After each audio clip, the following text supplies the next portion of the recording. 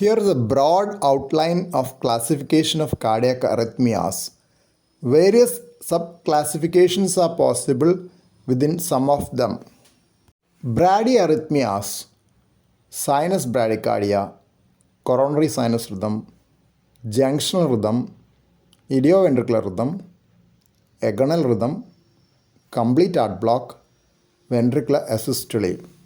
Tachyarrhythmias, sinus tachycardia, supraventricular tachycardia, atrial flutter, atrial fibrillation, multifocal atrial tachycardia or chaotic atrial rhythm, accelerated idioventricular rhythm, ventricular tachycardia, ventricular fibrillation.